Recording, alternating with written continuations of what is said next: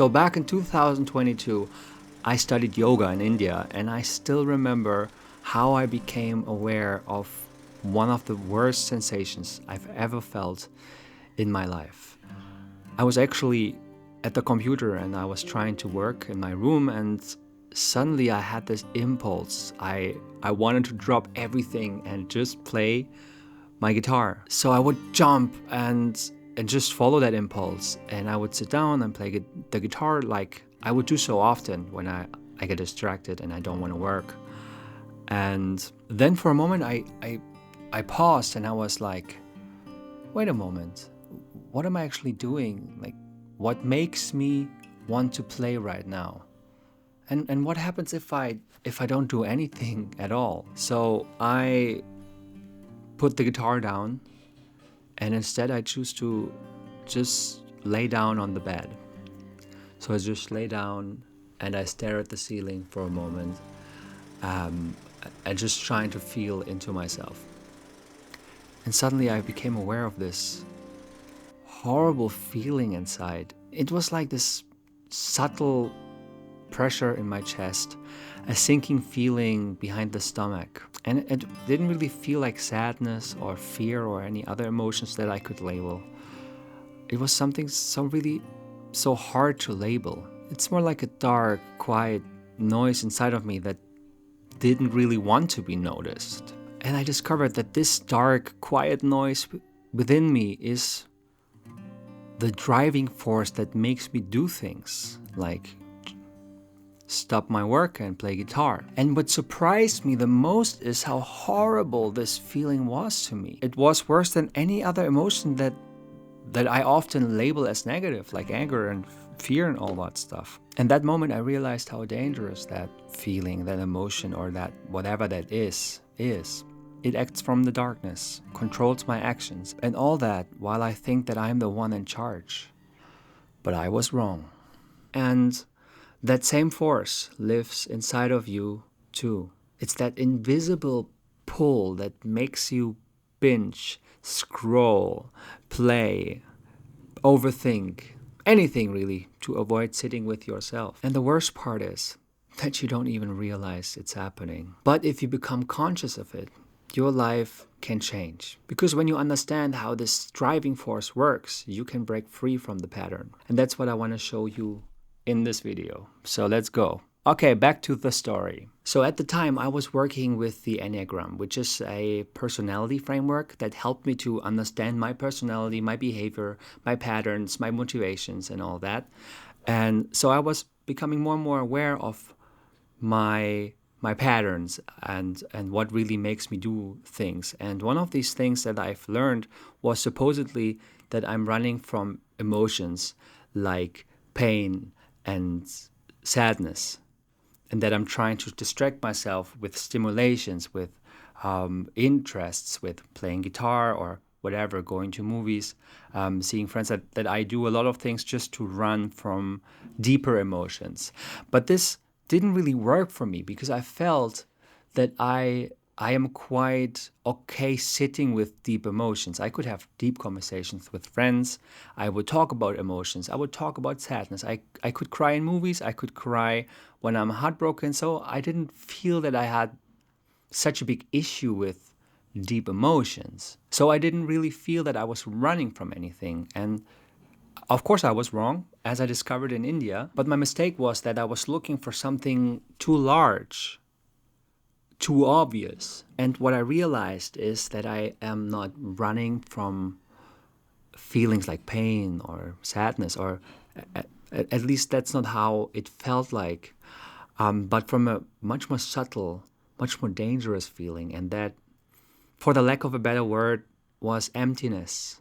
Again, I would describe it as this constant pressure in your chest, like a background noise of a subtle depression that is always there, so there that you're not even aware of it anymore. It's just like a sense of negativity that's, even if you feel good, it's still somehow there, and it controls your actions. And sometimes it breaks through and it feels even more intense, even though it's still invisible, unnoticed, and it demands action. Like in my case, when I'm working and I feel bored and I want to not feel that emptiness, and it makes me play guitar to distract myself. I really want you to get a deep understanding of this so you can become a master of your life. So let's understand this mechanism more deeper. So again, the word emptiness is not always the perfect description. Some people would say it's a subtle anxiety or a subtle boredom, or boredom is like an emptiness, or you know what I mean? It's something that is there that is just a little unsettling. And if we don't look at it, it usually turns into restlessness, into aimless activity, right? Like all these distractions that we are going for on our phone, with other tools, with other toys, with other friends and people. And here are two important things about this mechanism. And the first one is it controls our actions, even if we don't pay attention to it. And the second thing is it is so subtle and so ever present that we don't often label it as a familiar emotion. So you can see that is very tricky about this mechanism. We don't even have labels for it because it's so subtle, so sneaky. But nonetheless, it controls us. So that's why it is so important that we discover this, explore this together today, because I think it is a very overlooked thing. We tend to think we need to look at our intense emotions, do emotional work, even relationship work. But then there's this sneaky stuff inside of us that's ever changing and deceiving us. And another way to describe that mechanism is it can be like a ghost, always craving and never full. So this ghost can grow and affect us in form of depression, panic attacks, and burnout, right? If you don't look at this, it just kind of keeps on growing and keeps on controlling us until we cannot even turn away from it anymore. And it can become a real emptiness that makes us just sit for weeks and months on our bed and we cannot do anything about it. And then we face like the proper horrible feeling of emptiness that comes with depression. And even if it doesn't turn into a depression or into panic attacks, it still casts a shadow over our relationships and our career as well, if we're not careful. So ever since India, I've been thinking about this, and I had insights that evolve around this feeling. And the first one I want to share with you is that activity is one of the mind's self-deceptive mechanisms. Again, this ghost, this thing within us is so deeply connected that we are not even aware of it. It's so there, we often forget it's there. And if we can only see it if we turn our attention inwards and look at it, if you pause for a moment and really feel what's going on. And then you can even hear it saying something like, don't look at me, go and do some work, go and play guitar, go book a vacation. And so you can stop and still hear that voice telling you something to do. But that is not the real message that you can get from that ghost. The real message is when you pause and you just listen to that voice, you just feel that feeling. You might feel like me, it's really uncomfortable. And you might feel for the first time that there's something that pulls the strings from the background. And when I say activity is one of the self-deceptive mechanisms of the mind, then that's when there's something we are running from. There's some deep emotion within us. Sometimes we cannot even label it, but we are running from it without even knowing. And it turns into this sense of emptiness or whatever you want to call it. And it makes us want to do something else. And we find excuses in our minds why we need to book a vacation now, why we need to stop working now, why we need to break up or whatever. There's something that drives us from inside, but we're not aware of this. And we keep on telling ourselves stories that fit whatever action we want to take. And that is very self-deceptive. And again, I was even trying to figure out how I feel. I was even trying to learn about myself. And I still didn't figure out things. I still don't. I still fail in discovering mechanisms within me. When I do shadow work, when I do inner work, there's still so many things to learn, of course, forever. And it's incredible how how good the mind is in creating self-deceptive mechanisms where we just create stories. And so be aware of this. This feeling is very well connected to creating those stories and making us feel like we're doing something consciously, but we are actually not.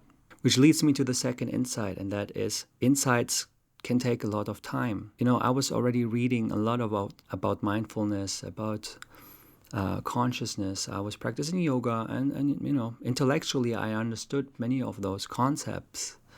And I was very interested in self-development, in being present.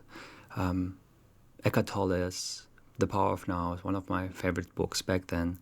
So I was very aware of these things intellectually, but still I didn't have personal physical insights where I'm like, okay, wow, this is how it is. This is what's going on inside of me. I was just reading. And even though it sounds so simple, just sit down, do nothing, it just doesn't always work that way. And sometimes it hits you hard, but in moments where you don't expect it. And I think the same holds true when we're doing this inner work and you work on this ghost and you're trying to figure out where it is, what it is. You might not feel it right now, but my hope is for you that you just become more aware of these tricky, sneaky emotions inside of you that control you.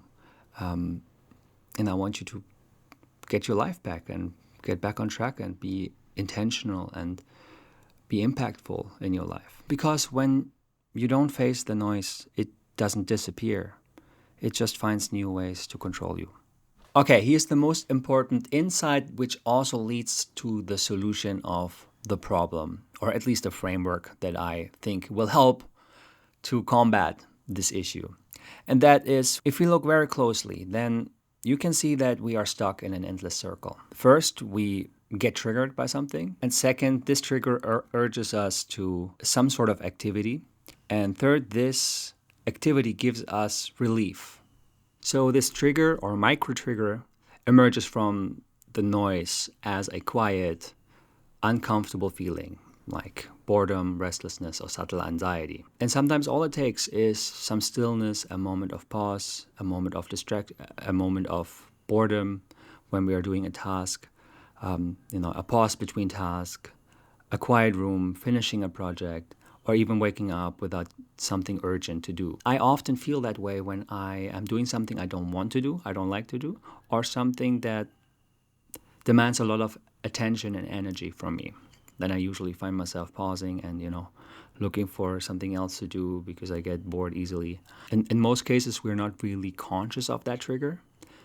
And all we think is something like, oh, I wonder if my favorite sneakers are on sale now. So this leads to the activity, which in our case is browsing for sneakers, eventually buying sneakers. And I can tell you that feels great. It's nice to just go browse and shop and, for a moment. We stimulate ourselves with shopping fantasies, mini games, chat conversations, Instagram feeds, not because we want to. It's because we blindly accept any command from that inner void inside of us. But the good feeling fades and we are left with our emptiness.